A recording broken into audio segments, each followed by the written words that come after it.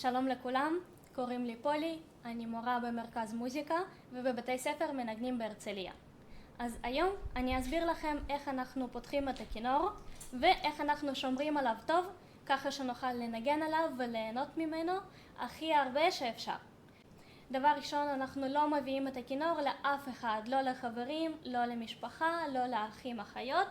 אף אחד לא נוגע בכינור שלכם, רק אתם. דבר שני, אנחנו לא משאירים את הכינור באוטו. הוא תמיד איתנו, אנחנו לוקחים אותו איתנו לבית ספר, לבית. דבר שלישי, אנחנו נפתח אותו בדיוק איך שאני מראה לכם, ולא עושים שום דבר אחר, כדי חס וחלילה לא לעשות נזק. בסדר?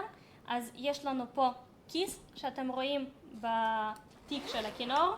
אנחנו שמים אותו למעלה. את הכינור על השולחן, ככה שהכיס יהיה למעלה. פה אני אראה לכם, יש לנו פה ידית ויש לנו פה סקוץ' שאנחנו נפתח.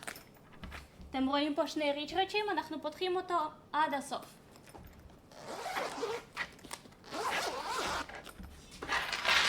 הנה תסתכלו, פתחנו אותם עד הסוף. כשאנחנו פותחים את הכינור, אתם תראו פה את הכינור עצמו, את הקשת ואת הכתפייה שתהיה כאן. אז אנחנו עכשיו מוציאים רק את הכינור, אנחנו נפתח פה את הסקוץ' הזה, וכך אנחנו מוציאים כינור. עכשיו, אחרי שסיימנו לנגן, אנחנו מחזירים אותו בדיוק באותו צורה, רק בסדר הפוך. אנחנו מחזירים את הכינור, סוגרים את הסקוץ', סוגרים את התיק וסוגרים את הריצ'רצ'ים עד הסוף.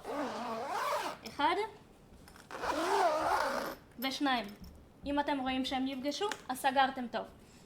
וסוגרים את הסקוץ' והכינור מוכן לקחת אותו ולצאת איתו ולשים אותו בארון, והוא יהיה בטוח פה. תודה רבה לכם שהקשבתם, אנחנו נתקדם לסרטון הבא.